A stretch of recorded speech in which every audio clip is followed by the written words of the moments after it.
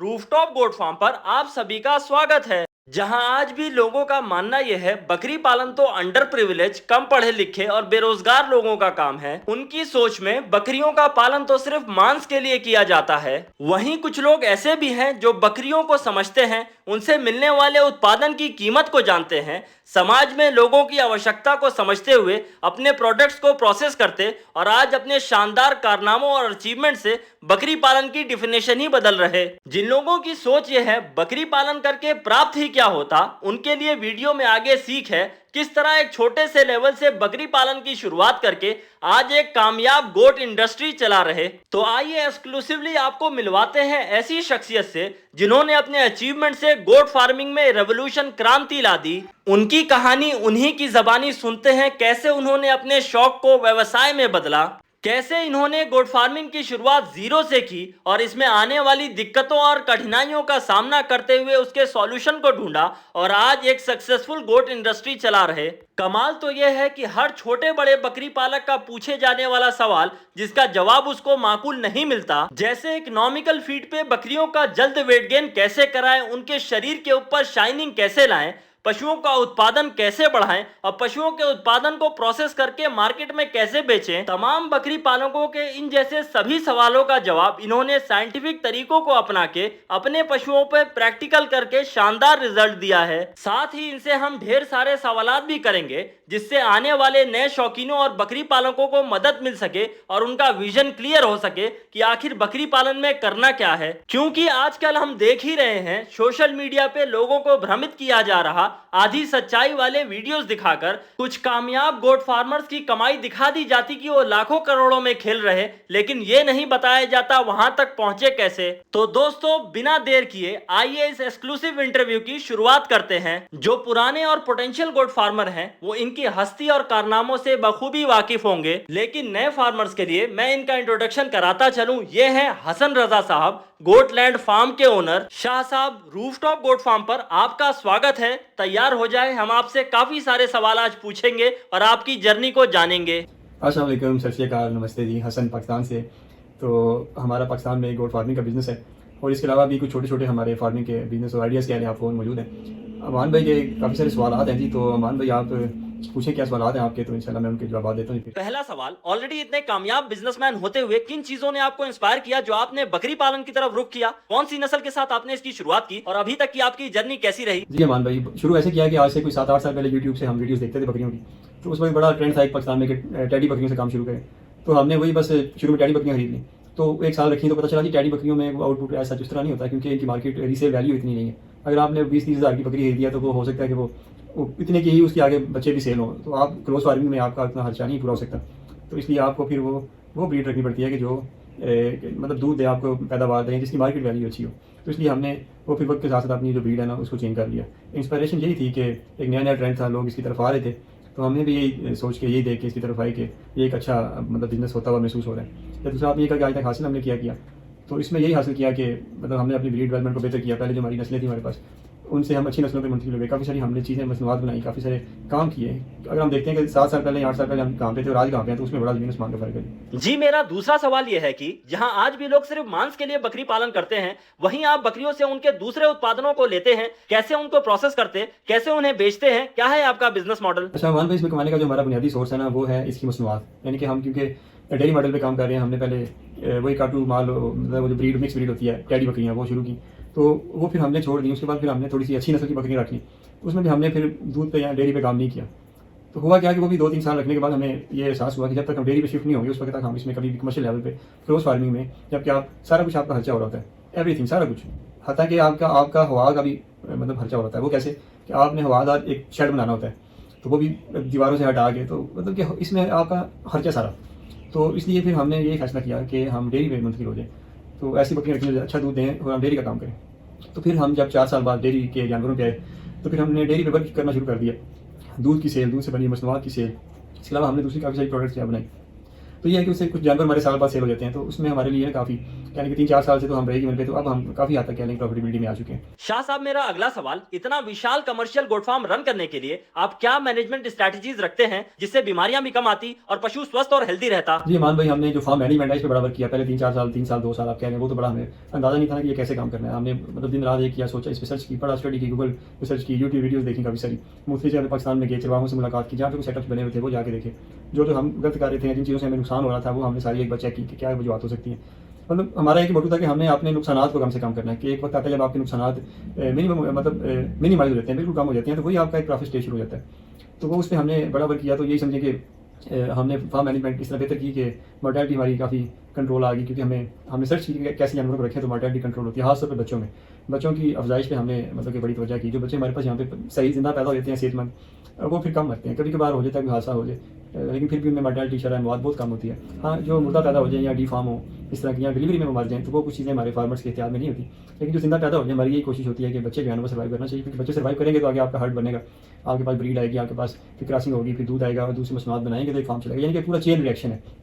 तो इसके अलावा जो बीमारियाँ यहाँ पे आती हैं उन पे हमने बड़ी सर्च की। बीमारियों की बुनियादी वजह ये होती है कि जब आपकी गंदगी हो, तो गंदगी हम रोज़ाना सफाई करते हैं सारे वार्डों की। शुरू में हमने ज़मीन से ऊंचा शेड बनाया था, वो अच्छा होता है, उसी तरह बनाना चाहिए। हम आगे हमारा फ्यूचर प्लान भी यही है कि हम ज़मीन से ऊंचे शेड ही बनाएं। तो अभी हमारे पास ग्राउंड पे शेड है, तो उसमें हम रोज़ाना सफाई करते हैं। हफ्ते में एक बार हम वहाँ पे चूना गिरा देते हैं। बाकी वेंटिलेशन हमारे शेड की बिल्कुल ठीक है, पंखे लगाए हुए हैं। सर्दियों में हम तरपाल गिरा देते हैं, तो सर्दी भी काफ़ी कंट्रोल हो जाती है।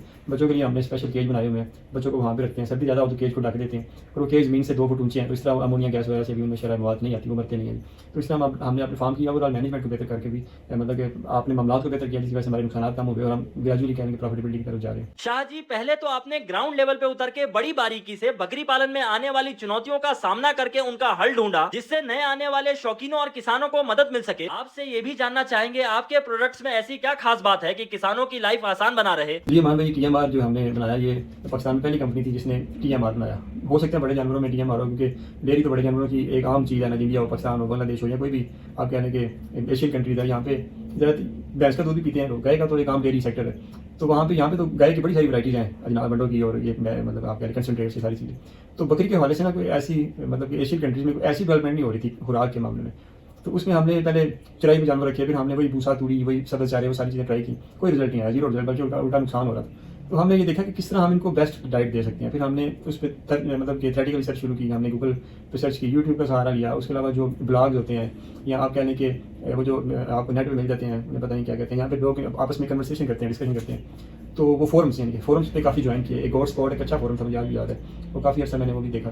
तो वहाँ पे काफ़ी सारे एक्सपर्ट्स जो है ना वो डेयरी गए, उनसे मुलाकात हुई, उनसे बातचीत हुई। तो फिर उनसे फिर ये मशावरत हुई कि बकरियों की जो कहने की खुराक है, न्यूट्रिशन है, इनकी ये बड़ी अहमियत की अमल है। तो उस पर फिर वो सारी उनसे डिस्कशन चलती रही काफ़ी टाइम से। वो आस्ता आस्ता ग्रेजुअली हमने फार्मूलेशन सेट की। तो फिर हमने TMR पे शुरू कर दिया काम, कि ऐसी खुराक बना लें कि जो कि मुकम्मल तौर पे एक ही खुराक हम इस्तेमाल करें। तो पहले तो हम क्या करते, चारा अलग डालते थे, अनाज अलग डालते थे, मसले आते थे हमें। फिर हमने सारी चीज़ें मुश्तरका करके मिक्स करके एक कैनिपैलेटेड फीड बना दी। तो वो जब हमने शुरू की, तो हमारे फार्म पे जो मॉर्टेलिटी, जो सारे मसाइल आ रहे थे, ये बड़ी तेज़ी से ग्रेजुअली कहने के डाउन होना शुरू हो गए। जानवरों का ग्रोथ रेट बड़ा अच्छा हो गया, बच्चों की मॉर्टेलिटी कंट्रोल हो गई, क्योंकि अब वो टाइम से उन्हें इस पर TMR वगैरह पर लगा देते हैं। तो दूध की पैदावार हमारे पास बड़ी बढ़ गई, बकरियों के बच्चों की शरह पैदाइश ज़्यादा होगी।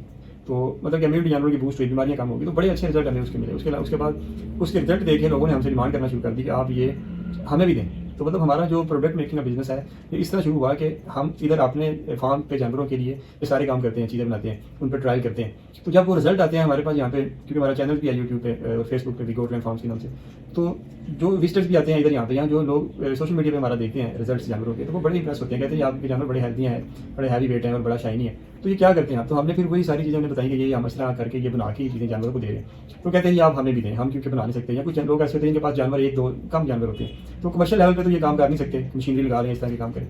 तो फिर हमने बाकायदा तौर पर इसकी मार्केटिंग शुरू कर दी, इसको ब्रांड बना दिया। तो उसका अल्लाह का शुक्र बड़ा अच्छा रिजल्ट आया। पूरे पाकिस्तान में हमारी 35-40 के करीब डिस्ट्रीब्यूशन है। TMR के अलावा हमारे 4 किस्म के TMRs हैं और 2 तरह के कंसनट्रेट वनडे हैं इनके। 6 हमारी इसमें ना वनडों में 6 तरह की आइटम्स हैं। और इसके अलावा हमने मुख्तलिफ तरह के ऑयल बनाए, मसाला जात बनाए, इस तरह की यानी कि जो देसी चीज़ें चलती हैं हमारे इधर, वो भी हमने काफ़ी सारी बनाई, जानवर पर ट्रायल की, अच्छे रिजल्ट आए, तो हमने उनकी भी मार्केटिंग शुरू कर दी, पैकिंग करके बाकायदा तौर पर। बड़ा ही जबरदस्त योगदान है आपका बकरी पालन में, जिससे लोगों को फायदा पहुंच रहा है। शाह जी, गोट फार्मिंग के अलावा आप किन चीजों की फार्मिंग करते हैं ये भी बताएं। साथ ये बताएं कि गोट फार्मिंग से इन चीजों में क्या मदद मिलती है। जैसा कि आजकल हर तरफ दिखाई और सुनाई दे रहा, लोग ऑर्गेनिक फार्मिंग की तरफ जा रहे, आपकी इसमें क्या राय है? जी मान लीजिए हमारे पास जो बुनियादी जो हमारा बिजनेस मॉडल है ना, वो है गोट फार्मिंग का।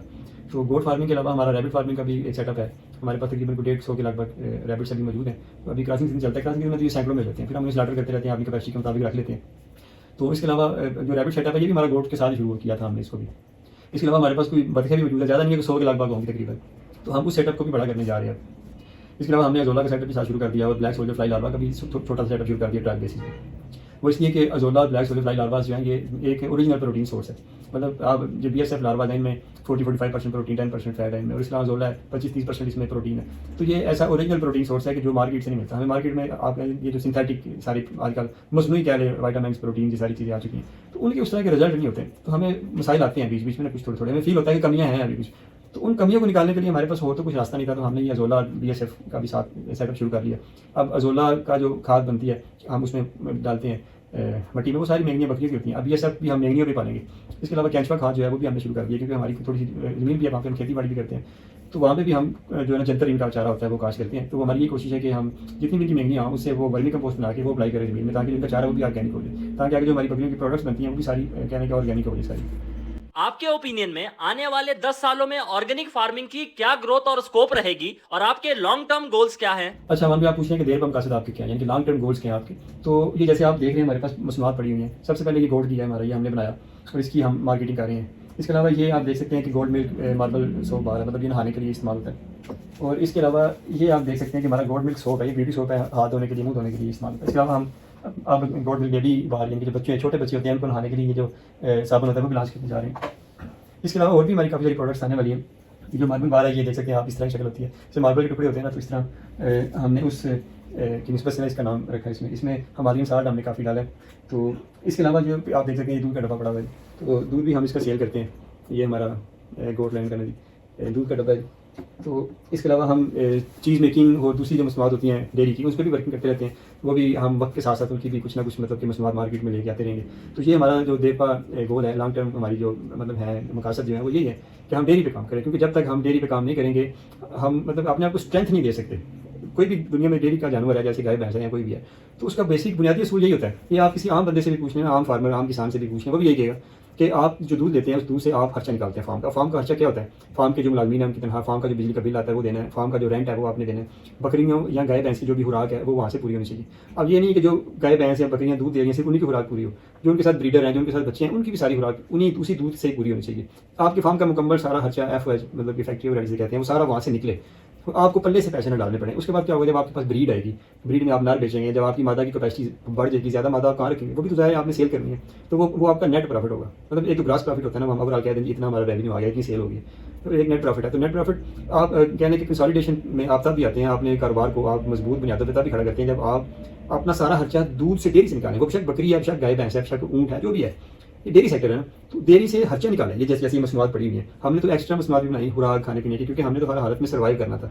ये लंबा चौड़ा सेक्टर है, आपको इसमें एक्सपर्टीज चाहिए, एक एक प्रोडक्ट को बनाने में, फिर लॉन्च करने में टाइम चाहिए।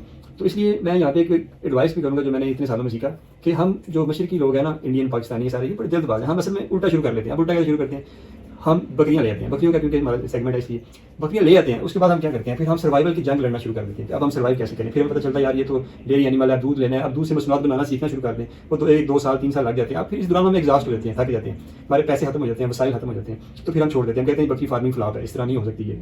फिर हम दूसरी शॉर्टकट इसमें तलाश करते हैं, जैसे व्यापार कर लिया, ईद पे बकरे तैयार करके बेच लिए, लेकिन उसमें भी कोई प्रॉपर बिजनेस मॉडल नहीं बन पाता हमारा।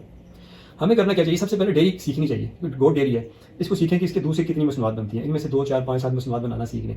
फिर आप बकरियाँ लेके जो दूध दे रही हों, आपके साथ इनका दूध निकालें, उनकी मसनूआत बनाएं और वो मार्केट में बेचना शुरू कर दें। बल्कि ज़्यादा बेहतर ये है कि आप बकरियाँ खरीदने से पहले डेयरी का सीख के दूध किसी से खरीद लें, किसी से खरीद के, बेशक आप उसमें प्रॉफिट ना आए, थोड़ा प्रॉफिट आए, आप उसकी मसनूआत बना के उसकी मार्केटिंग करें। जब आप अपनी मार्केटिंग को थोड़ा मजबूत कर लेंगे, कुछ कस्टमर्स, कुछ क्लाइंट आपकी बन जाएगी, तो उसके बाद फिर आप बकरियाँ खरीदें।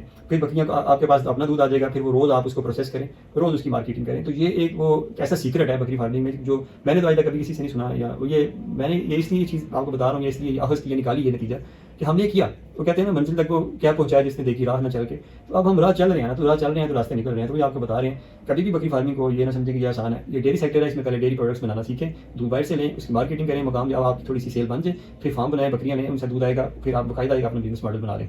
तो ये थी जी ईमान भाई हमारी आज की वीडियो। बड़ा शुक्रिया आपने टाइम दिया और मुझे इस काबिल समझा कि मैं आपके चैनल पर वीडियो बना सकूँ। अपनी दुआ में याद रखें। अल्लाह हाफिज़। जनाब, ये तो आपका बड़प्पन है। आपने अपने बिजी शेड्यूल में से टाइम निकाल के इतनी वैल्यूएबल बातें शेयर की जिसका फायदा नए शौकीन और पोटेंशियल फार्मर को मिलेगा। हसन रजा साहब, रूफटॉप गोट फार्म पर इंटरव्यू देने का आपका बहुत बहुत शुक्रिया। यूं ही आप तरक्की करते रहें और हम लोगों तक अच्छी अच्छी बातें पहुंचाते रहें। दोस्तों, आपको ये एक्सक्लूसिव वीडियो कैसी लगी कमेंट जरूर करें। वीडियो को ज्यादा से ज्यादा लाइक और शेयर करें ताकि हम आप तक ऐसी ही वीडियोस पहुंचाते रहें।